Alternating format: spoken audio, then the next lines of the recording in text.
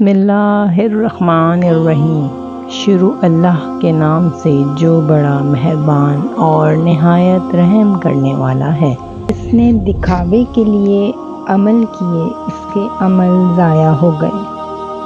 اللہ تعالیٰ کا مقرب وہی ہے جو مخلوق خدا پر شفقت کرتا ہے۔ شکستہ قبروں میں غور کرو، کیسے کیسے حسینوں کی مٹی خراب ہو رہی ہے۔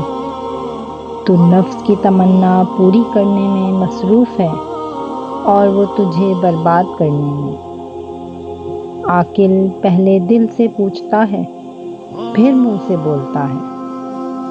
تو کوشش کر کہ گفتگو کا آغاز تیری طرف سے نہ ہوا کرے اور تیرا کلام جواب بنا کرے۔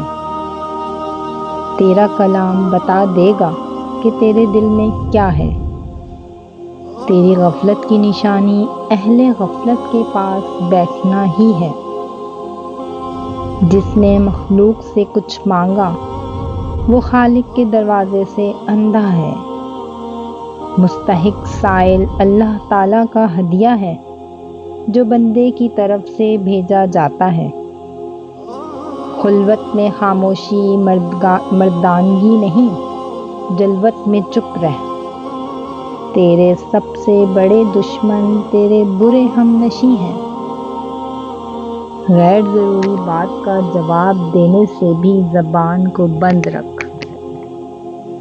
بے ادب خالق و مخلوق دونوں کا معتوب ہے۔ ظالم مظلوم کی دنیا بگاڑتا ہے اور اپنی عاقبت۔ موت کو یاد رکھنا نفس کے تمام امراض کی دوا ہے۔ غربت پر راضی رہنا بے انتہا ثواب کا موجب ہے۔ جس عمل میں تجھ کو حلاوت نہ آئے سمجھ لے کہ وہ عمل کیا ہی نہیں۔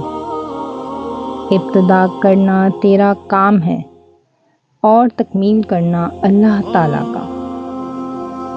جس نے دکھاوے کے لیے عمل کیے اس کے عمل ضائع ہو گئے۔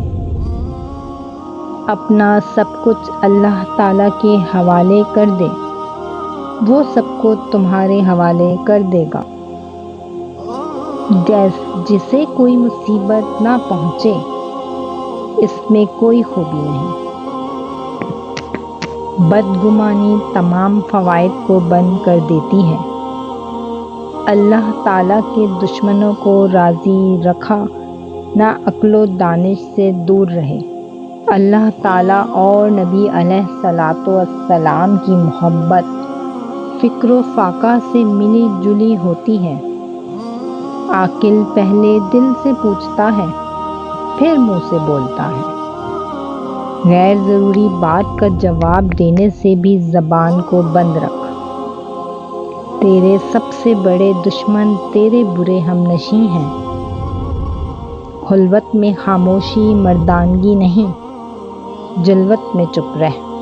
میرے چینل ڈرامہ وائس کو سبسکرائب کریں، شیئر کریں اور کمنٹ کریں اور میری حوصلہ افزائی کیجیے۔